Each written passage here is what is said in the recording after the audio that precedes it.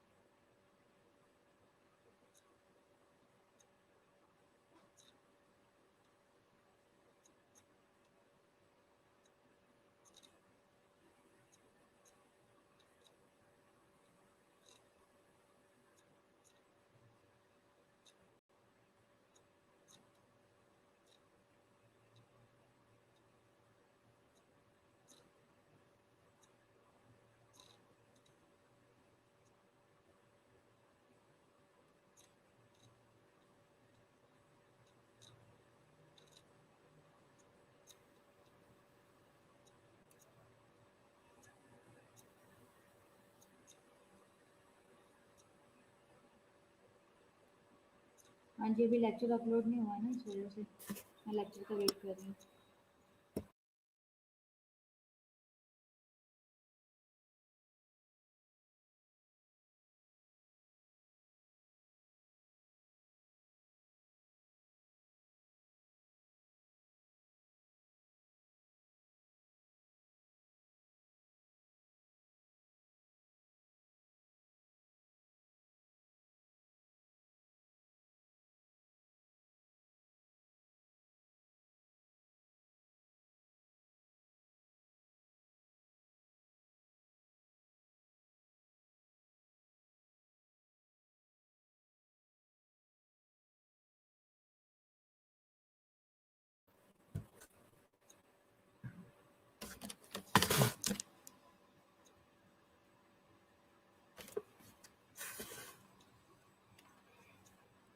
आज का हमारा लेक्चर वही है, हम उसे भी कंटिन्यू करेंगे।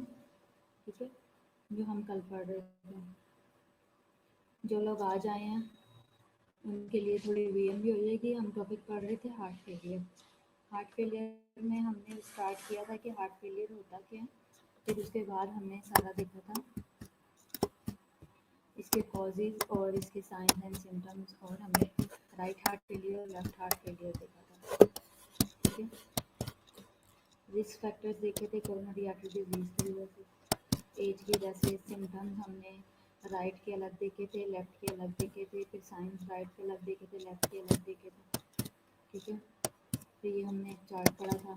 क्लासिफिकेशंस हमने अमेरिकन हार्ट की भी देखी थी, न्यूयॉर्क हार्ट एसोसिएशन की भी देखी थी। लैब्स हमने देखी थी कि क्या क्या करवाई जाती हैं। रेडियोलॉजी हमने देखा था।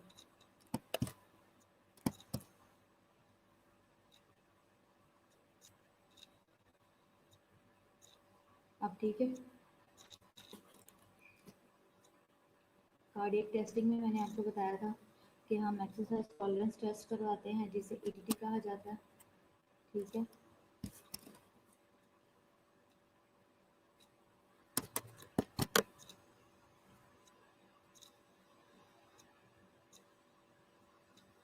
इसके बाद हम ट्रीटमेंट में हमने मैनेजमेंट पढ़ी थी, और उसके बाद हमने नॉन फार्माकोलॉजिकल थेरेपी पढ़ी थी।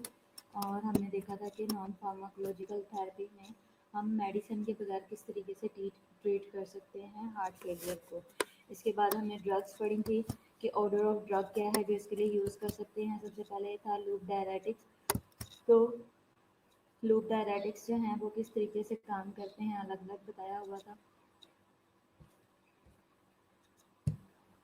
और फिर उसके बाद AC इनहिबिटर हमने देखे थे। ठीक है, ARB आप पूछ रहे थे, ARB मैंने आपको बताया था। और इसके अलावा मेडिकल ट्रीटमेंट अभी ये चल रही है। सबसे पहले हमने ट्रीटमेंट देखा था जिसमें हमने उसकी मैनेजमेंट देखी थी, और दूसरे नंबर पे हमने देखा था कि नॉन फार्माकोलॉजिकल क्या है। फिर उसके बाद हमने मेडिसिन हमने देखी थी कि मेडिकल ट्रीटमेंट क्या है। मेडिकल ट्रीटमेंट में हर एक मेडिसिन का हम अलग अलग उसका इफेक्ट देख रहे थे कि क्या काम करती है। हाइड्रोलाइजिन मैंने आपको बताया था। अच्छा, अब हम हाइड्रोलाइजिन पढ़ेंगे प्लस नाइट्रेट्स, ये दोनों कैसे काम करते हैं किसमें, हार्ट फेलियर में। हाइड्रोलाजिन जो है वो क्या करती है, हाइड्रोलाजिन और जो आइसोसॉर्बेट है, जो कि आप आइसोकेट लगाते हो, वो आइसोसॉर्बेट है, डीनाइट्रेट है। ये यूज़फुल होता है ताकि किस लिए, मॉर्बिडिटी और मोर्टेलिटी को कम करने के लिए इन पेशेंट्स विद करंट और prior asymptomatic heart failure who can not given AC inhibitor और एआरबी। तो ये क्या है कि हाइड्रोलाजिन जो है, मैंने आपको बताया अभी हम जो पढ़ रहे हैं, हाइड्रोलाजिन और जो आइसोसॉर्बेट होते हैं, ये हमारी हेल्प करते हैं मॉर्बिडिटी और मोर्टेलिटी को रिड्यूस करने में, और स्पेशली उन पेशेंट्स में जो क्या है कि जो कि जिनके सिम्टम्स हैं, करंट भी हैं और पहले से भी हैं हार्ट फेलियर के, और जिन्हें हम एसी इनहिबिटर नहीं दे सकते। इसके अलावा रिकमेंडेड जो है for African American with New York heart association class 3 और क्लास 4 है, ठीक है। क्लासिफिकेशन जो हमने पढ़ी थी, ये क्या करता है, ये डिक्रीज कर देता है मोर्टेलिटी को, लोअर कर देता है रेट्स ऑफ हॉस्पिटलाइजेशन और improvement in quality of life. Digoxin क्या है, ये given to the patient with heart failure to control symptoms such as fatigue, dyspnoea, exercise intolerance, ठीक है। और digoxin can be used in heart failure patients with the atrial fibrillation to help rate control, shown to significantly reduce hospitalization for heart failure, but no benefit in terms of overall mortality. डाइजोक्सिन जो है वो हम देते हैं patients को heart failure के, जो कि टू कंट्रोल सिम्टम्स, ताकि उनके सिम्टम्स को कंट्रोल कर सकें, जैसे कि क्या क्या है, फटीग और डिजनिया को, एक्सरसाइज इंटॉलरेंस को, ताकि जब हम उन्हें मेडिसिन दें तो जो पेशेंट का डिजनिया है वो कम हो जाए, जो फटीग है वो कम हो जाए, इंटॉलरेंस भी। डाइजोक्सिन जो है वो भी यूज़फुल होती है हार्ट फेलियर के पेशेंट्स में जिनको एट्रियल फिब्रिलेशन चल रही हो, वो हेल्प करता है रेट को कंट्रोल करने में, और इसके अलावा सिग्निफिकेंटली जो है ये रिड्यूस करता है हॉस्पिटलाइजेशन को, किन पेशेंट्स के जो हार्ट फेलियर के हैं, लेकिन कोई खास बेनिफिट नहीं होता in terms of overall mortality. Medical treatment क्या है, अदर इम्पोर्टेंट मेडिकेशन में सबसे पहले क्या है, स्टैटिन थेरेपी देते हैं। स्टैटिन क्या है, recommended in congestive heart failure for the secondary prevention of cardiovascular disease, benefit improve LVEF है, ठीक है, यानी कि लेफ्ट वेंट्रिकुलर इजेक्शन फ्रैक्शन है। रिवर्सल ऑफ वेंट्रिकल जो है वो रिमॉडलिंग करवाता है और रिड्यूस कर देता है इन inflammatory markers such as CRP, C reactive protein. Medical treatment क्या है कि meds to avoid in heart failure, ठीक है, कौन सी मेडिसिन हमने अवॉइड करनी है हार्ट फेलियर में, एनसेड्स नहीं देने, थायाजोलिडिनोड्स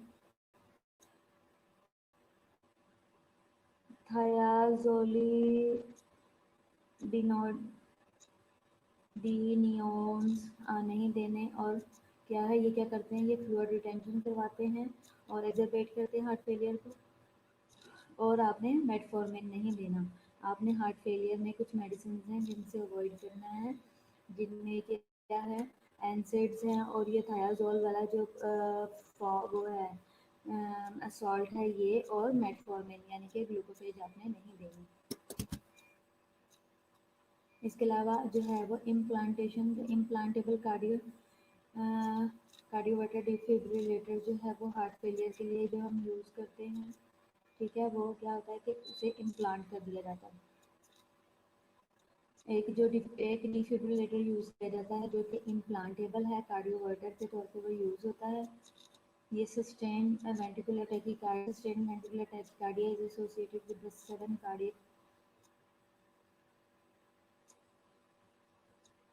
sudden cardiac death in heart failure. जो सस्टेन वेंट्रिकुलर टैकीकार्डिया होता है उसकी वजह से सडन कार्डियक डेथ हो जाती है हार्ट फेलियर के अंदर।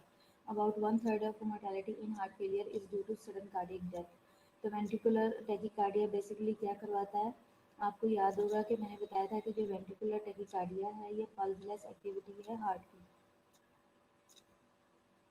इसमें हार्ट जो है पंप तो करता है लेकिन बहुत ज़्यादा थ्रिल करता है, ऐसा पंप नहीं करता कि उससे पल्स जनरेट हो, सिर्फ थ्रिल करता है और नॉर्मल से ज़्यादा हार्ट रेट होता है, मोर देन नॉर्मल होता है। 250 से 300 तक, 150 से 350 तक हार्ट रेट जाता है। और इसमें हार्ट जो है सिर्फ थ्रिल करता है और बहुत ज़्यादा तेज़ी से चलता है, और जो है वो पंप नहीं करता, ब्लड को प्रॉपर जो है वो कॉन्टैक्ट होकर रिलैक्स नहीं होता। और ऑलमोस्ट जो है 1/3 ऑफ जो मोर्टेलिटी है हार्ट फेलियर की, वो ज़्यादातर सडन कार्डियक अरेस्ट की वजह से, सडन कार्डियक डेथ की वजह से ही होती है। और जब पल्सलेस एक्टिविटी होती है तो हार्ट के अपने जो मसल्स हैं उनको भी ऑक्सीजन नहीं जा रही है, तो इसकी वजह से डेथ हो जाती है। एक्यूट डिकम्पनसेटेड हार्ट फेलियर जो है इसमें कार्डियोजेनिक पल्मोनरी एडिमा है। एडिमा जो है वो कॉमन है और समटाइम्स फैटल है because of acute respiratory distress, ठीक है। characterized by the transduction of excess fluid into the lungs secondary to an increase in left atrial and subsequently pulmonary venous and pulmonary capillary pressure। जो decompensated heart failure है, अगर जब वो acute stage में है तो कार्डियोजेनिक जो है वो पल्मोनरी एडिमा हो जाता है, यानी कि लंग्स में का एडिमा हो जाता है, ये कॉमन है और समटाइम फैटल कॉज भी करता है अगर पेशेंट ARDS में चला जाए, यानी कि एक्यूट रेस्पिरेटरी डिस्ट्रेस में, ठीक है। दूसरा क्या है कि characterised by transudation of excess fluid into the lung secondary to an increase in left atrium। तो कह रहे हैं कि अगर स्पेशली अगर इसकी ये कैटेगराइज हो जाए कि एक्सेस फ्लूइड जो है वो लंग्स के अंदर चला गया है, तो इसे सेकेंडरी ये होगा कि सेकेंडरी ये होगा कि जो लेफ्ट एट्रियाज हैं उनके अंदर जो है वो फ्लूइड जो है वो एक्सेस होगा, और सब्सिक्वेंटली पल्मोनरी जो वेन्स हैं और पल्मोनरी जो कैपिलरीज हैं उनका प्रेशर बढ़ जाएगा। एक्यूट जो इसके अलावा इसके कॉजेज़ बताए हमें, एक्यूट MI है, रप्चर ऑफ कॉर्डी टेंडनी है, एक्यूट माइट्रल वेल्व है, इंसफिशेंसी हो जाएगी और वॉल्यूम ओवरलोड में चला जाएगा, ट्रांसफ्यूजन IV फ्लूइड, ठीक है। और इसके अलावा क्या है, नॉन कंप्लायंस विद डायरेटिक होगा और डाइट होगा, हाई सॉल्ट इनटेक अगर लिया है, वर्सनिंग वेल्वुलर डिफेक्ट हो जाएगा, एओर्टिक होगा और स्टीनोसिस। तो क्या है कि अगर उन्होंने कॉजेज़ बताए हैं, अगर पेशेंट एक्यूट MI का है या फिर पेशेंट का जो वेल्व है वो रप्चर हो गया है या फ्लूइड ओवरलोड में गया है, कैसे गया है, या तो ट्रांसफ्यूजन ज़्यादा कर दी है फ्लूइड की, या फिर पेशेंट ने नॉन कंप्लायंस किया है डायरेटिक्स के साथ और डाइट के साथ, यानी कि जो इंजेक्शन दे रहे हैं उसके साथ पेशेंट फ्लूइड भी ज़्यादा ले रहा है, तो और जो डायरेटिक्स हैं वो अच्छे से काम नहीं कर रहे, तो फ्लूइड जो है वो बॉडी के अंदर एक्यूमुलेट होना शुरू हो गया है। दूसरा, अगर पेशेंट ने हाई सॉल्ट इनटेक किया है तो भी पेशेंट को पल्मोनरी एडिमा हो जाता है, क्योंकि जब पेशेंट रात में सोते हैं तो सॉल्ट जो है वो अपने अंदर पानी जब एब्जॉर्ब करता है तो जितना भी फ्लूइड है वो सारा लंग्स में भर जाता है। इसके अलावा वेल्वुलर डिफेक्ट जो है वो वर्सन हो जाए या एओर्टिक स्टीनोसिस हो। इसके क्लिनिकल मैनिफेस्टेशन क्या है, सबसे पहले सिम्टम है स्वेयर डिस्निया होगा और कफ होगा। साइंस में टिकिपनिया होगा, पेशेंट को टेकिकार्डिया होगा, हाइपरटेंशन या हाइपोटेंशन दोनों हो सकता है। और जब हमारे पास पेशेंट पल्मोनरी एडिमा के साथ आते हैं तो जो हाइपरटेंशन होते हैं उनको तो सही करना बहुत इजी हो जाता है, लेकिन जो हाइपरटेंशन में होते हैं उनको पूरी रात में हैंडल करना बहुत मुश्किल हो जाता है। हमारे पास जो रात में पेशेंट आते हैं, ये जो हमारे पास LVF के साथ लेफ्ट वेंट्रिकुलर फेलियर के साथ या पल्मोनरी एडिमा के साथ ज़्यादातर पेशेंट हमारे पास रात को 1 बजे के बाद आते हैं, तो और फिर सुबह तक उनको बचाना बहुत ही डिफ़िकल्ट होता है, स्पेशली अगर पेशेंट हाइपोटेंशन के साथ आए। ऐसे पेशेंट को जो है वो टिकिपनिया भी है, टैकीकार्डिया भी है, ठीक है, रेस्पिरेशन भी ज़्यादा है, हार्ट रेट भी बहुत ज़्यादा है और पेशेंट जो है वो इरिटेबल भी है, और दूसरा सैचुरेशन भी ड्रॉप कर रही है, हाइपॉक्सिक भी है। अगर हम BP को मेंटेन करते हैं तो हार्ट रेट बढ़ता है, हार्ट रेट को कम करते हैं तो BP भी ड्रॉप होता है और साथ में पेशेंट की सिचुएशन जो है वो ख़राब होती है, तो हमें दोनों को साथ लेके चलना पड़ता है। तो इसके लिए ये किया जाता है कि BP की सपोर्ट के लिए डोपा डब्यूटा लगा देते हैं और साथ में फ्लूइड ओवरलोड को कम करने के लिए, और BP, और दूसरा ये कि फ्लूइड ओवरलोड कम करने के लिए हम वेजोडाइलेशन करवाते हैं और वेजोडाइलेशन के लिए आइसोकिट लगा दिया जाता है। आइसोकिट क्या करता है कि वो फ्लूइड ओवरलोड को भी कम करता है, प्लस वो वेजोडाइलेशन भी करवा देता है और उससे जो है वो पेशेंट का आउटपुट भी बढ़ जाता है। और इसके अलावा क्रैकल जो लंग्स में होते हैं, जब हम एग्जामिन करते हैं, JVD बढ़ जाता है, जुगुलर वीनस डिस्टेंशन बड़ी होती है, S3 S4 और न्यूमर्मर भी डेवलप हुए होते हैं। इसके अलावा अगर इन्वेस्टिगेशंस करवाएं तो इसमें क्या होगा कि पेशेंट की केमिस्ट्री करवाई जाती है, सीबीसी और ECG, chest x ray, cardiac enzyme और इसकी एक्ट करवाई जाती है। इसके अलावा ट्रीटमेंट क्या है कि ऑक्सीजन दी जाएगी पेशेंट को, मैकेनिकल वेंटिलेशन अगर ज़रूरत है, अगर पेशेंट एग्जॉस्ट नहीं हुआ, पूरी रात टॉलरेट कर लिया है उसने और नेबुलाइज करवा रहा है, अगर मास्क लगाते हैं तो इन पेशेंट मास्क को टॉलरेट कर रहा है तो फिर पेशेंट को जो है वो वेंटिलेटर पे डालने की ज़रूरत नहीं पड़ती। अगर पेशेंट जो है वो कॉपरेट भी नहीं कर रहा और ऑक्सीजन मास्क को भी टॉलरेट नहीं कर रहा और जो है वो नेबुलाइज करवाना भी मुश्किल है, ऐसी सिचुएशन में फिर पेशेंट को वेंटिलेटर पे डालना पड़ता है। फिर इसके अलावा लूप डायरेटिक्स देते हैं जैसे कि एलासिक्स देते हैं, मॉर्फिन देते हैं, वेजोडाइलेटर थेरेपी देते हैं जैसे नाइट्रोग्लिसरीन है, नाइट्रोग्लिसरीन यानी कि आइसोकिट है, आइसोसॉर्बिड है, नाइट्रोग्लिसरीन के स्प्रे भी दिए जाते हैं अंडर द टंग, और पॉजिटिव जो है वो आइनोट्रॉप्स देते हैं जैसे कि डब्यूटामिन, जैसे मैंने आपको अभी बताया है कि हम डब्यूटामिन क्यों देते हैं अगर पेशेंट हाइपोटेंशन में है तो, और दूसरा हम वेजोडाइलेटर थेरेपी देते हैं ताकि पेशेंट का आउटपुट जो है वो बढ़ जाए, और इसके अलावा बीएनपी जो है वो हम देते हैं can help in acute setting for short term therapy. Acute में अब आप देख सकते हो कि पेशेंट जो है वो बहुत ज़्यादा इरिटेबल है होता है, ये वाला ये तो लेटा हुआ है, आप पिक्चर में देख सकते हो, ऐसे पेशेंट उठ रहे होते हैं, बैठ रहे होते हैं, और जब आप हेड को रेज करके पेशेंट को बिल्कुल स्ट्रेट बिठाने की कोशिश करते हो तो पेशेंट इतना अनकंफर्टेबल होता है कि वो बार बार नीचे आ जाता है। फिर आप वर्कर को बुलाते हो और पेशेंट को जो है वो कोशिश करते हो कि आप 45 के और 60 के एंगल पे रखो, फिर पेशेंट को ऊपर करवाते हो, फिर पेशेंट नीचे आ जाता है, ऐसी सिचुएशन होती है। तो ये क्या है कि पेशेंट को आईवी फ्लूइड्स भी जा रहे हैं, नेबुलाइजेशन भी जा रही है, डोपाडेबिटा भी जा रहा है, फ्लूसामाइड भी जा रही है, नाइट्रेट्स भी दे रहे हैं और नाइट्रेट मॉर्फिन भी दे रहे हैं।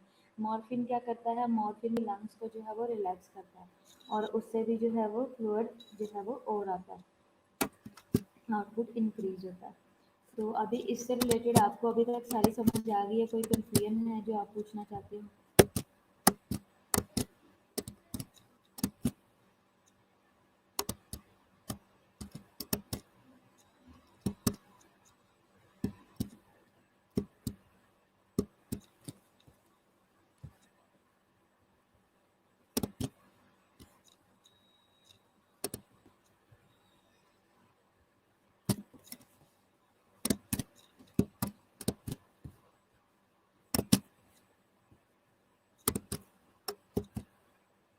हाँ जी, नीलम, आपदा, सहर, असमा खान, बहुत दिनों बाद तो आप लोगों ने शक्ल दिखाई है, तो पता लग गया कि एग्ज़ाम है।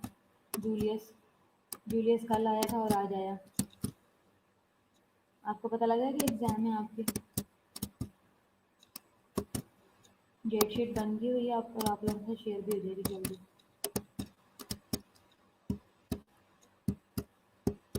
20 को मेरा पेपर है और 20 को ही आपका वाइवा भी है।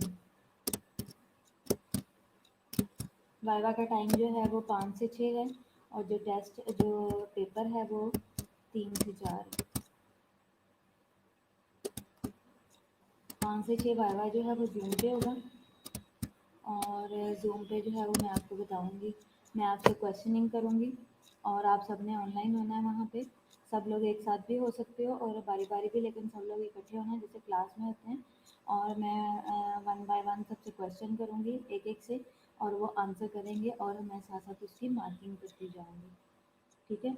और वो जो वाइवा है वो रिकॉर्डेड होगा और वो जो उस वाइवा को जो है वो देखा भी जाएगा, और इसके अलावा अपर मैनेजमेंट भी इसमें इन्वॉल्व होगी, हमारे सीनियर्स जैसे कि कोऑर्डिनेटर और इसके अलावा जो है वो मैडम वगैरह, तो इसलिए आपने अच्छे से प्रॉपरली उसकी प्रिपरेशन करनी है ताकि जब कोई हमारे साथ एक्सटर्नल भी हों बीच में तो हमें कोई प्रॉब्लम ना हो।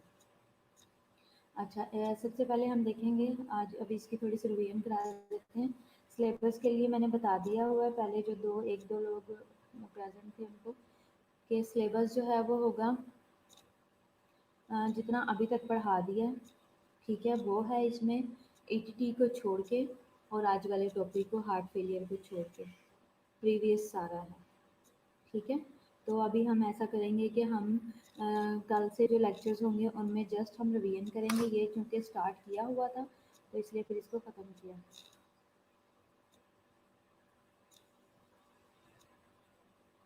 ठीक है, चलो क्या है कि हार्ट फेलियर क्या है, क्लिनिकल सिंड्रोम है। कैसे होता है ये, रिजल्टिंग फ्रॉम एनी स्ट्रक्चरल और फंक्शनल कार्डियक डिफेक्ट की वजह से, स्ट्रक्चर का या फंक्शन का अगर कोई कार्डियक डिफेक्ट हो तब होता है हार्ट फेलियर। हार्ट क्या है, अनेबल टू पंप होता है, कि पंप नहीं कर पाता sufficiently to maintain blood flow to meet the body's need. ठीक है, हार्ट जो है वो प्रॉपरली पंप नहीं कर पाता कि वो बॉडी की सफिशिएंटली जो ब्लड फ्लो है उसको मेंटेन कर पाए और बॉडी की नीड्स जो है वो उनको फुलफिल कर पाए। तो ये है बेसिकली हार्ट फेलियर। ठीक है, अच्छा फिर इसके बाद क्या है, the most common cause of heart failure are coronary artery disease है। कॉजेज क्या है अब इसके, कोरोनरी आर्टरी डिजीज है, हाई ब्लड प्रेशर है और डायबिटीज़ है। ठीक है, हार्ट फेलियर जो है वो डायग्नोज होता है on the presence of characteristics पे, ठीक है, साइंस एंड सिम्टम्स पे, and not on the basis of any diagnostic test. जो पेशेंट के जो कैरेक्टरिस्टिक्स होते हैं, साइंस एंड सिम्टम्स वगैरह होते हैं, उसकी बेसिस पे हम उसे डायग्नोज करते हैं। और हार्ट फेलियर जो है वो कॉमन है, कॉस्टली है और पोटेंशियली फैटल कंडीशन है। ठीक है, 2015 में इसने इफेक्ट किया था अबाउट 40 मिलियन पीपल को ग्लोबली, पूरी दुनिया में।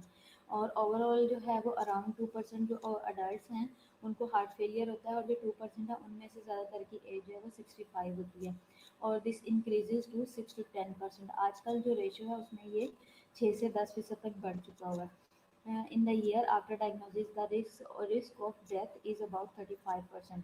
इस साल के अंदर जो आफ्टर डायग्नोज के बाद रिस्क ऑफ डेथ जो है वो 35% बढ़ गया है, after which it decrease to below 10 each year. फिर उसके बाद क्या है कि आहिस्ता आहिस्ता ईच ईयर जो है वो कम होना शुरू हो गया हुआ है, क्योंकि इसके ऊपर काम बहुत ज़्यादा हो रहा है और इसकी अवेयरनेस के ऊपर भी काम हो रहा है। कॉमन कॉजेज़ क्या हैं हार्ट फेलियर के, इस्केमिक हार्ट डिजीज़ 40% कॉज करती है, और डायलेटेड कार्डियोमायोपैथी जो है यानी कि हार्ट का साइज़ का बढ़ जाना जो है वो क्या करता है, वो कितने परसेंट इसकी रीज़न है, 30% है। प्राइमरी वेलुलर हार्ट डिजीज़ जो है वो 15% है। हाइपरटेंसिव हार्ट डिजीज़ जो है वो 10% है, और इसके अलावा अदर डिजीज़ भी होती हैं जो कि 5% है। तो 40 और 30 70 हो गया, 70 और 15 हो गया 85, और 10 हो गया 95, और जो अदर डिजीज़ है वो 5% है। रिस्क फैक्टर क्या है हार्ट फेलियर का, कोरोनरी आर्टरी डिजीज़ है, एज जैसे 65 पड़ा, हाइपरटेंशन है, ओबेसिटी है, मोटापा होगा तो ऑब्वियस बात है, सिगरेट स्मोकिंग है तो मोटापा जो है वो कोलेस्ट्रॉल बढ़ाएगा और वो प्रॉब्लम करेगा सर्कुलेशन में। ओबेसिटी भी यही, सिगरेट स्मोकिंग भी यही करेगी, प्लैक फॉर्मेशन बनाएगी और उस कोलेस्ट्रॉल को बढ़ाएगी। और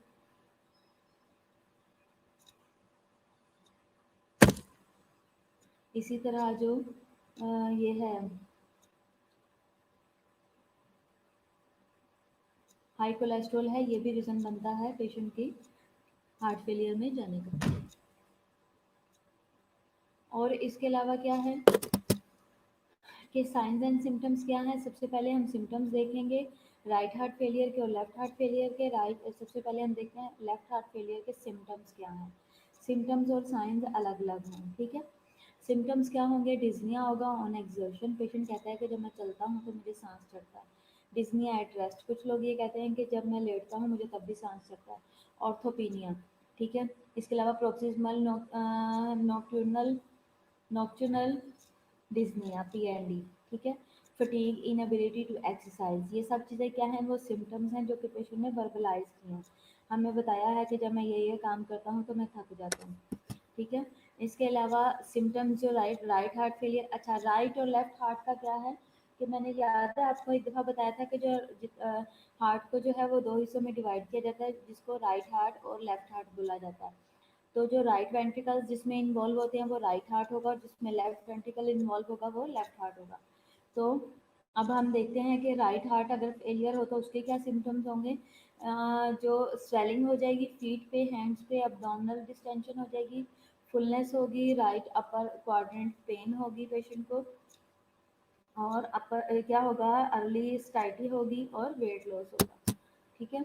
अब साइंस क्या होंगे लेफ्ट हार्ट फेलियर के, पहले हमने सिम्टम देखे थे, अब हम साइन देखेंगे। साइन ये क्या है, रैलीज होगी, रैलीज क्या है, क्रैकल साउंड होती हैं, पेशेंट को ये क्या है, अब नॉर्मल रेस्पिरेटरी साउंड है, प्लूरल एफियन होगा। इसके अलावा डिस्प्लेस्ड एपिकल इम्पल्स होगी और टेकिकार्डिया होगा और लेफ्ट वेंट्रिकुलर S3 मर्मर होगा, मर्मर ऑफ माइट्रल रिगर्जिटेशन होगा और नैरो जो है वो पल्स प्रेशर होगा।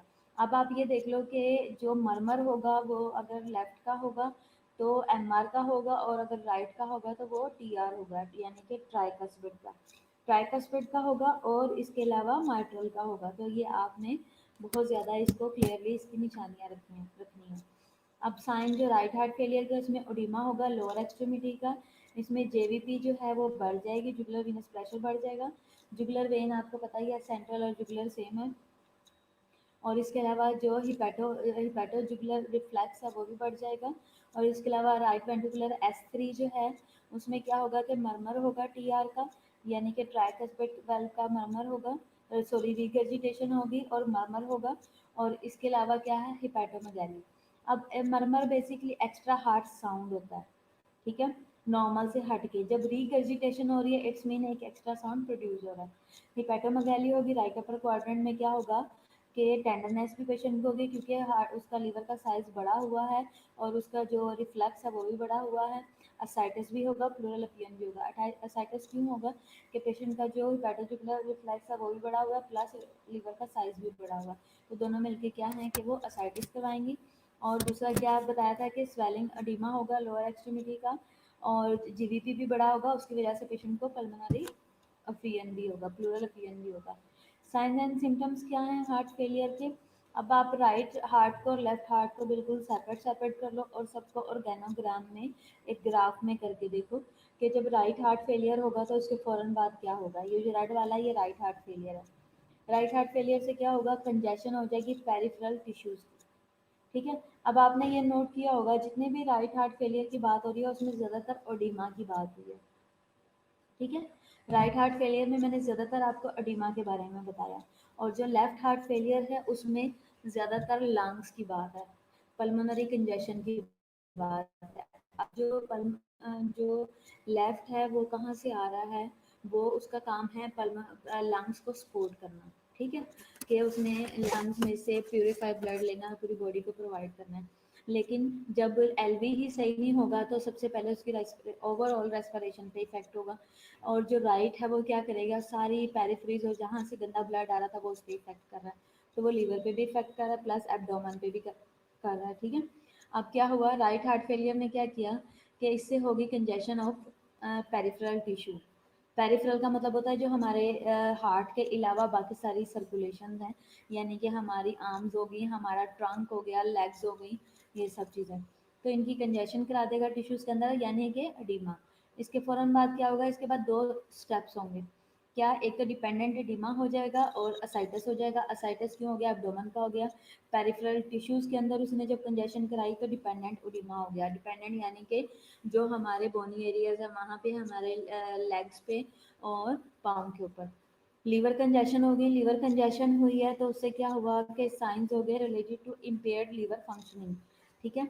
अब क्या हुआ, इन दोनों के साथ एक तीसरा काम हुआ, वो क्या है, जीआई ट्रैक्ट जो है उसकी कंजेशन हुई। जब उसकी कंजेशन हुई तो क्या हुआ कि एनोरेक्सिया और जीआई डिस्ट्रेस और वेट लॉस हो गया, ठीक है। यानी कि जो राइट साइड से सारा ब्लड जा रहा था वो सारा डिस्टर्ब हो गया, उसमें भी प्रॉब्लम आ गई और जो अंदर से बाहर आना था उसमें भी प्रॉब्लम आ गई। तो जब वो जो प्यूरिफाई ब्लड नहीं जा रहा तो वो प्रॉब्लम करेगा सारे हमारे प्यूरिफाई सिस्टम पे, जैसे कि हमारे लंग्स वगैरह पे और गैसेज एक्सचेंज पे और लंग्स के ऊपर पल्मोनरी इश्यूज करेगा। और जो राइट होगा वो सारे हमारा जो रेस्ट ऑफ ऑर्गन्स है वो उन पे इफेक्ट करेगा, या स्पेशली उन फिल्टर्स पे जो हमारे हार्ट के लिए, हमारी बॉडी के लिए काम कर रहे हैं, जैसे कि हमारा लीवर है और इसके अलावा क्या है, हमारी बाकी बॉडी के टिश्यूज़ वगैरह और जो है हमारे लेम्स वगैरह और एब्डोमेन, ठीक है। अब क्लासिफिकेशन क्या है हार्ट फेलियर की, न्यूयॉर्क जो हार्ट एसोसिएशन है उसने क्लास 1, 2 और 3 और 4 करके बताया। 1 में उसने कहा है कि सिम्टम ऑफ हार्ट फेलियर जो है वो एट लेवल पे, किसी एक ओनली एट लेवल, किसी खास लेवल पे जाकर ही होते हैं, that would limit normal individual, जो कि इंडिविजुअल को एक लिमिट में कर देते हैं। और जो सेकंड उसने बताया, उसने कहा कि सिम्टम्स ऑफ हार्ट फेलियर जो है वो ऑर्डिनरी एक्सर्शन पे होते हैं, यानी कि खास लेवल पे जाके जब वो एक्सर्ट करता है तो तब जाके उसको ये सिम्टम आ जाते हैं। और जो क्लास 3 के हैं वो क्या होगा कि इसमें क्या होगा कि लेस देन ऑर्डिनरी एक्सर्शन पे, इतनी ज़्यादा की भी नहीं है लेकिन फिर भी उसको सिम्टम्स आ रहे हैं हार्ट फेलियर के। तीसरे में ये होता है यानी कि थोड़ी और स्वेयर स्टेज है। और जो 4 है उसमें पेशेंट रेस्ट पे भी होगा तो उसके हार्ट फेलियर के सिम्टम्स होंगे। जो इसके अलावा अमेरिकन हार्ट एसोसिएशन है वो क्या कहती है, स्टेज 1 जो है वो high risk of heart failure होता है स्टेज 1 पे। इसमें क्या होगा कि विदाउट स्ट्रक्चरल हार्ट डिजीज और सिम्टम्स, रिस्क बहुत ज़्यादा होता है। बेशक स्ट्रक्चरल उसको हार्ट डिजीज़ है या नहीं, सिम्टम्स हैं या नहीं, लेकिन पेशेंट रिस्क भी होगा। स्टेज बी में heart disease with asymptomatic left ventricular dysfunction, इसमें हार्ट डिजीज़ है लेकिन एसिम्टोमेटिक लेफ्ट वेंट्रिकुलर डिसफंक्शन है। पेशेंट को लेकिन सिम्टम कोई नहीं आता, डिजीज़ वो अपने अंदर लेके घूम रहा है। जब तक वो एग्जर्ट नहीं करता उसे पता नहीं लगता कि मैं बीमार हूँ। जो स्टेज सी है इसमें प्रायर और current symptom of heart failure के आते हैं। ठीक है, तो या तो पहले से ही होते हैं या मौजूदा सिम्टम होते हैं। हार्ट फेलियर के स्टेज डी में एडवांस हार्ट डिजीज होती है यानी कि बड़े लेवल फर्दर लेवल तक पहुंच गई हुई है, एडवांस स्टेज तक पहुंच गई हुई है और स्वेयरली सिम्टोमेटिक है और रिफ्रैक्टरी जो है वो हार्ट फेलियर है। क्लिनिकल प्रेजेंटेशंस क्या होती है यानी कि साइन सिम्टम क्या होते हैं, शॉर्टनेस ऑफ ब्रेथ होती है पेशेंट को, पेशेंट टायर्ड होता है, स्वॉलन एंकल होते हैं, लॉस ऑफ एपिटाइट होती है, कपिंग होती है, डिजीनेस होती है, abdominal ब्लोटिंग होती है और स्लीप डिस्टर्बेंस होती है। तो जो हमने पीएनडी पढ़ा था वो था प्रोक्सिमल नॉक्टर्नल डिस्निया। तो वो क्या है कि पेशेंट को स्लीप डिस्टर्बेंस होती है, पेशेंट सो नहीं पाता, 1 घंटा 1 से 2 घंटा ही मुश्किल से सोता है और पेशेंट को जो है वो क्या हो जाता है कि पेशेंट को जाग आ जाती है क्योंकि उसका सांस खराब हो जाता है एसओबी की वजह से। इन्वेस्टिगेशन हमने इसके लिए देखी थी, लैब्स करवानी है। सबसे पहले लैब्स की दो टाइप्स हैं, एक जो डायरेक्ट लिंक में है, कार्डियो सिलेक्टिव है या स्पेसिफिक है, और एक नॉन स्पेसिफिक है। नॉन स्पेसिफिक जो डायरेक्ट हार्ट की नहीं है लेकिन हम फिर भी करवाएंगे वो क्या है, सीबीसी है, थायराइड फंक्शनिंग है, ब्लड फास्टिंग है, वायरल स्टडीज़ है और इसके अलावा और अदर्स भी हैं। और जो स्पेसिफिक है उनमें हम बीएनपी कराते हैं और इसके अलावा जो है वो हम बीएनपी करवाते हैं, ये वेजोडाइलेशन को इंक्रीज करता है, डायलिसिस और नेट्रीयूरेसिस करवाते हैं और इसके अलावा ये सारी लैब्स हैं। इन्वेस्टिगेशंस में हम क्या करते हैं, इन्वेस्टिगेशन में रेडियोलॉजिकल पहले हमने लैब्स देखी हैं, दूसरा अब हम रेडियोलॉजी की तरफ आ जाएंगे।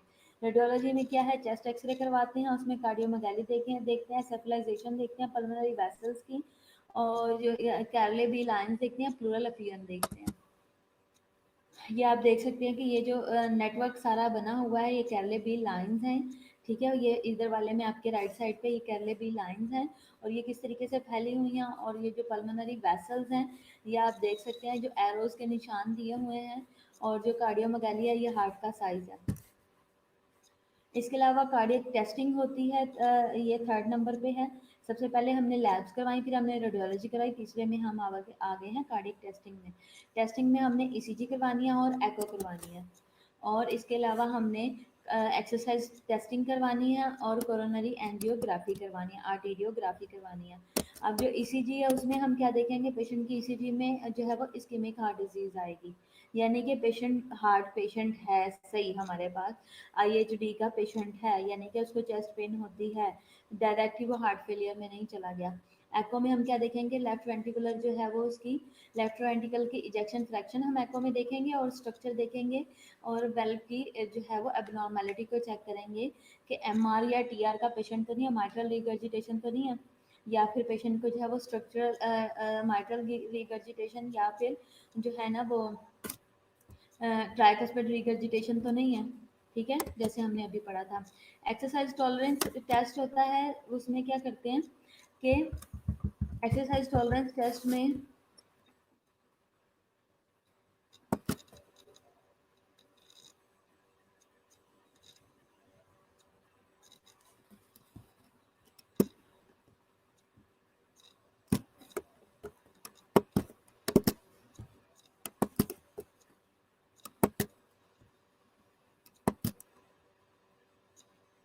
एक्सरसाइज टॉलरेंस टेस्ट जो है ये करवाते हैं हम पेशेंट को, मैंने आपको कल भी बताया था कि पेशेंट को ईसीजी के इलेक्ट्रोड्स लगा के, तो पेशेंट ईसीजी ऑन करके पेशेंट को ट्रेडमिल के ऊपर कहते हैं कि आपने इसके ऊपर वॉक करनी है कुछ मिनट्स के लिए। तो पहले पेशेंट जो है वो लाइट लाइट वॉक करता है और साथ साथ ईसीजी को नोट करते रहते हैं। नीलम मैंने उसके ऊपर सेंड कर दिया है, आप उस पर पढ़ लेना। अच्छा, तो क्या होता है कि पेशेंट ये डिमांड कर, जब पेशेंट वॉक करता है तो हम उस दौरान नोटिस करते हैं कि क्या पेशेंट को जब वॉक कर रहा है ईसीजी के अंदर कोई चेंजेस तो नहीं आ रही। और जब उसे कहते हैं, जब नॉर्मल वॉक पे कोई चेंजेस नहीं है तो हम कहते हैं कि थोड़ा सा रन करे, जब थोड़ा सा भागता है फिर नोट करते हैं। देखिए बेसिकली उनके लिए होता है जो कि देखने में फिट फाट लग रहे हैं, लेकिन उनकी ये डिमांड होती है या उनकी ये वो होती है, उनकी ये कंप्लेंट होती है कि जब हम तो मैं थोड़ी सी भी एफर्ट करता हूँ या एक्सर्ट करता हूँ तो मेरा सांस फूलता है या मुझे पेन होती है। तो ये उससे रिलेटेड है। कोरोनरी आर्टियोग्राफी क्या है? Should be performed in patient presenting with heart failure who have angina or significant ischemia हो, हम उनका करते हैं। Myers cardiac output degree of left ventricular dysfunction है और left ventricular and diastole pressure है। ठीक है। इसके अलावा डायग्नोसिस हार्ट फेलियर की क्या है? Heart failure should be suspected on the basis of clinical presentation and radiographic findings पे है। It is a clinical diagnosis, there is no diagnostic test. Depressed ventricular EF ejection fraction should be confirmed with the echocardiography और cardiac catheterization with the left ventricular graphy. मैं आपको cardiac catheterization भी पढ़ाऊंगी, अभी आप exam से free हो जाओ तो फिर। अभी मैंने आपके लिए बहुत अच्छे इंटरेस्टिंग लेक्चर्स बनाए हैं जो कि हम फर्दर देखेंगे, और होपफुली आप दुआ करना कि हमारा जो क्लासेस हैं प्रॉपरली वो स्टार्ट हो जाएं ताकि हम बहुत अच्छे से तैयारी और भी कर सकें एग्ज़ाम के लिए। क्रोनिक हार्ट फेलियर में की मैनेजमेंट क्या है? जनरल मयर्स हैं, करेक्ट अंडरलाइन कॉज है और प्रिसिपिटेंट कॉज है, prevention of deterioration of cardiac function है, control of congestive heart failure है। ठीक है। इसके अलावा इसकी नॉन फार्माकोलॉजिकल थेरेपी में क्या था? एक्सरसाइज ट्रेनिंग करवाते हैं। एक्सरसाइज ट्रेनिंग का मतलब ये है कि पेशेंट को इनकरेज करना है और उसका एक स्टैमिना बिल्ड करवाना है कि इतने लेवल तक वो एक्सरसाइज कर सकता है। जैसे कि पेशेंट ये कहता है कि मैं वॉशरूम तक जाता हूँ तो मुझे सांस चढ़ जाता है, लेकिन आपके अकॉर्डिंग जो है उसकी उसकी डिजीज में इतना प्रॉब्लम नहीं है, अगर वो एक्सरसाइज करे तो वो टॉलरेट कर सकता है। तो क्या है कि पेशेंट को थेरेपिस्ट के साथ या खुद से इतनी वॉक टाइम नोट करके वॉक करवाई जाती है और ऐसा ऐसा उस टाइम को बढ़ाया जाता है। तो ये उसकी ट्रेनिंग है। ये किस लिए है? फॉर स्टेबल जो है वो लेकिन ये स्टेबल हार्ट फेलियर के पेशेंट्स के लिए होती है। इंक्रीज करना एक्सरसाइज कैपेसिटी को, स्टेमिना और कैपेसिटी को इंक्रीज करना, और डिक्रीज कर देना हॉस्पिटलाइजेशन रेट को।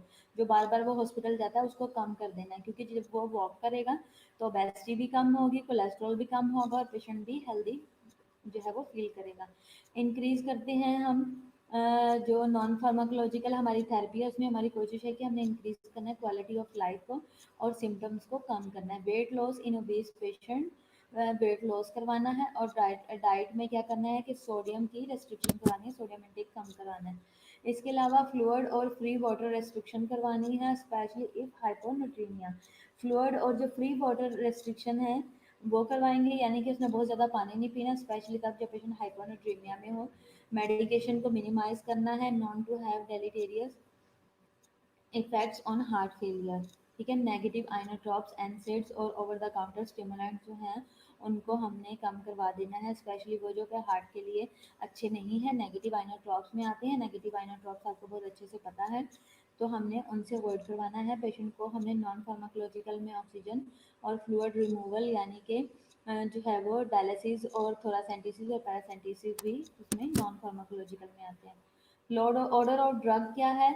ऑर्डर ऑफ ड्रग है कि हमने लूप डायरेटिक्स देनी है, एसी इनहिबिटर्स देने हैं और पेशेंट को बीटा ब्लॉकर्स देनी है और डाइडोक्सिन देनी है, हाइड्रोलाइजिंग नाइट्रेट देने हैं, पोटेशियम स्पेयरिंग डायरेटिक्स देने हैं। ठीक है। डायरेटिक्स में क्या चीज़ें हैं? सबसे पहले लूप डायरेटिक उन्होंने बताया हुआ था। लूप डायरेटिक में क्या है कि फ्रूसामाइड है, ठीक है, ब्यूटिनमाइड है और फॉर फ्लूइड कंट्रोल होता है और टू हेल्प रिलीव सिम्टम्स। अब आपके पास कभी पेशेंट आया हो एडिमा के साथ, आपने देखा हो कि पेशेंट ऐसे पेशेंट को जो है जब तक हॉस्पिटलाइज है उसे लैसिक्स लग रहा होता है। अगर हॉस्पिटलाइज नहीं है तो पेशेंट को जो है वो अगर इंजेक्शन नहीं लग रहा तो पेशेंट को लैसिक्स जो है वो टैबलेट के ऊपर घर भेजा जाता है। जब वो लैसिक्स लेता रहता है तो उसका बॉडी फ्लूइड जो है वो कम होता रहता है। तो फ्रूसोमाइड जो है वो हमारे पास लैसिक्स में आता है और ये लूप डायरेटिक ड्रग होती है। ठीक है। और इसके अलावा पोटेशियम स्पेयरिंग डायरेटिक्स कौन से होते हैं? जैसे कि हमारे पास एल्डेक्टोन वगैरह आती है, स्पायरोमाइड आती है। ठीक है। और इसके अलावा क्या है? एप्लीरोनॉन है। ठीक है। ये क्या करता है? ये हेल्प करता है इन्हांस करने में डायरेसिस को, यानी कि यूरिन आउटपुट को बढ़ाता है, मेंटेन करता है पोटेशियम को। यानी कि अब आप ये देखो कि जिस पेशेंट को बहुत ज़्यादा लैसिक्स दे रहे होते हैं उसका पोटेशियम भी कम हो जाता है, प्लस उसका सोडियम लेवल भी कम हो जाता है। तो हम ये जो पोटेशियम स्पेयरिंग डायरेटिक्स होते हैं ये पेशेंट का पोटेशियम डाउन नहीं होने देते। और ये क्या है, show to improve survival in CHF, यानी कि कंजेस्टिव हार्ट फेलियर में क्या करते हैं, ये इम्प्रूव लाने में हमारी हेल्प करते हैं और शो करते हैं कि पेशेंट इम्प्रूव हुआ। एसी इनहिबिटर क्या है, ये इम्प्रूव करते हैं survival in patient with all severity of heart failure. जितनी भी टाइप की जो हार्ट फेलियर की जितनी भी सिवियरिटी हो, ऐसे पेशेंट्स के सर्वाइवल में हेल्प करते हैं और इम्प्रूव करते हैं। क्या है कि बिगिन थेरेपी जो है वो लो होती है और titrate up as possible, slow से स्टार्ट करके आहिस्ता आहिस्ता बढ़ाते रहते हैं। इसमें क्या है, एनालेप्रिल है, कैप्टोप्रिल है, यानी कि कैपोटिन वगैरह जो आप देते हो, लाइसिनोप्रिल है, जैसे कि जेस्ट्रिल वगैरह है। If can not tolerate may try ARB। ARB मैंने आपको बताया था, ARB क्या होता है, एंजियोटेंसिन। रोनाल्ड था कल, रोनाल्ड ARB क्या बताया था मैंने आपको? हम्म,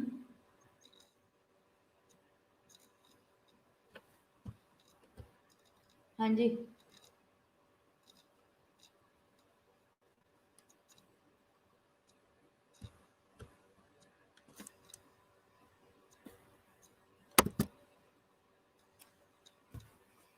हाँ जी, रोनाल्ड अब बोलेगा ही नहीं।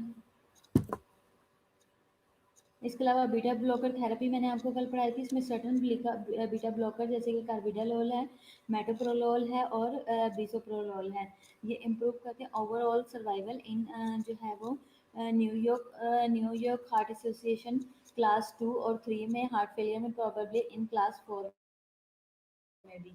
तो ये क्या है, रिकमेंडेशन है जो न्यूयॉर्क हार्ट एसोसिएशन है ये उनकी तरफ से कि बीटा ब्लॉकर अच्छे होते हैं हार्ट फेलियर के पेशेंट में, लेकिन इनकी भी कॉन्ट्रा इंडिकेशंस है। कॉन्ट्रा इंडिकेशंस क्या हैं कि ये हार्ट रेट अगर लेस देन 60 हो तो आपने नहीं देना, सिम्टोमेटिक ब्रेडिकार्डिया हो तब भी नहीं देना। सिम्टोमेटिक ब्रेडिकार्डिया का क्या मतलब है कि पेशेंट को ब्रेडिकार्डिया है लेकिन साथ में सिम्टम्स भी हैं। एक ब्रेडिकार्डिया होता है कि पेशेंट का हार्ट रेट जो है वो 60 या 50 चल रहा है लेकिन पेशेंट बिल्कुल ठीक ठाक भागा फिर रहा है, कुछ भी फील नहीं कर रहा। लेकिन अगर 50 हार्ट रेट के साथ पेशेंट डिजीनेस फील करता है और पेशेंट जो है वो वर्टाइगो फील करता है और इसके अलावा पेशेंट का बीपी भी कम रहता है, तो इट्स मीन कि वो ब्रेडी विद सिम्टम्स है। ठीक है, तो फिर ऐसे जो सिम्टम्स के साथ जो ब्रेडिकार्डिया था उसके लिए हमें पेशेंट को TPM भी डालना पड़ता है और इसके अलावा एट्रोपिन भी देना पड़ता है। फिर इसके अलावा साइंस ऑफ पेरिफेरल हाइपोप्रोफियन के, हाइपोप्रोफियन यानी कि प्रोफियन अच्छी नहीं हो रही, सर्कुलेशन अच्छी नहीं है, तो इसके साइंस क्या होंगे, साइंस अगर हो तब भी हमने नहीं देना। इसके अलावा COPD है पेशेंट को, यानी कि उसके लंग्स पहले ही खराब हैं और अस्थमा है, नहीं देंगे। PR इंटरवल ज़्यादा होगा, नहीं देंगे। सेकंड और थर्ड डिग्री हार्ट ब्लॉक होगा तब भी हम पेशेंट को बीटा ब्लॉकर कोई भी नहीं देंगे, क्योंकि ये कार्डियो सेलेक्टिव ड्रग है और जो कार्डियो सेलेक्टिव ड्रग होती है ये BP प्लस हार्ट रेट दोनों के ऊपर इफेक्ट करती है। ठीक है,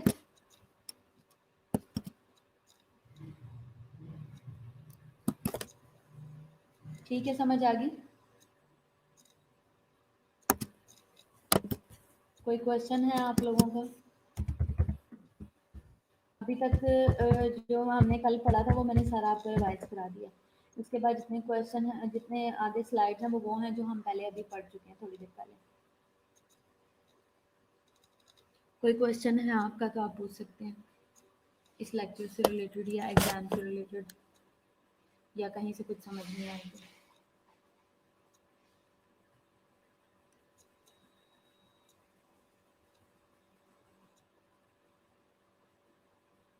हाँ जी, बाकी लोग, नीलम आपको समझ आई है? कैले बी लाइन जो हैं ये हैं कि ये पल्मोनरी एडिमा की वजह से होती हैं। ठीक है, लिम्फेंजाइटिस की वजह से होती हैं, कार्सिनोमाटोजा की वजह से होती हैं, मेलिगनेंसी लिम्फोमा की वजह से, वायरल या माइकोप्लाज्मा नमूनिया की वजह से, इंटरस्टिशियल पल्मोनरी फाइब्रोसिस है, न्यूमोक्नोसिस की वजह से है, सार्कोइडोसिस की वजह से है। They can on the patient in and out of the heart failure, किसी भी सिचुएशन में ये डेवलप हो सकती है। और बाकी सबको समझ आ गई है? अस्मा आपको समझ आई है? आप तो काफ़ी दिनों बाद होशो आवाज़ में आई हो। सहर, नीलम, सादिया, कल हमने हाफ पढ़ा था, आज समझ आ गई सारी? सिद्रा, अस्मा, रोनाल्ड समझ आई है या नहीं? जूलियस अटेंडेंस लगा के गायब। हाँ जूलियस समझ आई?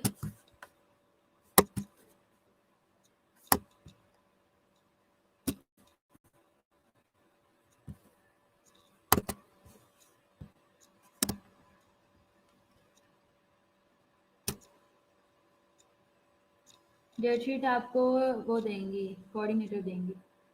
बस उसके ऊपर अभी जो है ना वो प्रिंसिपल से साइन नहीं हुए, हमारे साथ शेयर हो गई है। मैंने आपको बता दिया कि मेरा पेपर जो है वो 20 को है, मैम अनीस का पेपर जो है वो 22 को होगा, एक दिन छोड़ के एक दिन पेपर है, ठीक है? एक दिन मेरा पेपर है और एक दिन मैम अनीस का है। मेरा जिस दिन पेपर होगा और साथ ही मैं उसका वाइवा लूँगी, और वाइवा बहुत अच्छे से तैयार करना। अगर उसके अंदर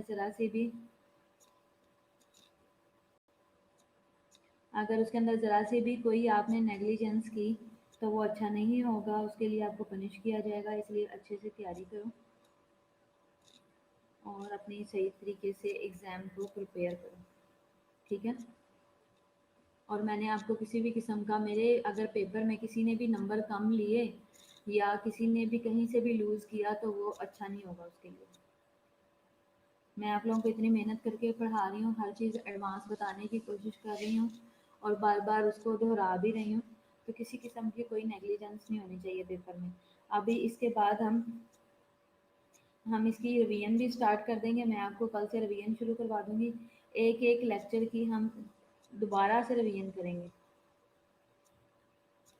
तो ताकि कहीं पे भी अगर कोई भी आपको मुश्किल रह गई हो तो वो आप दोबारा से समझ लो, ठीक है?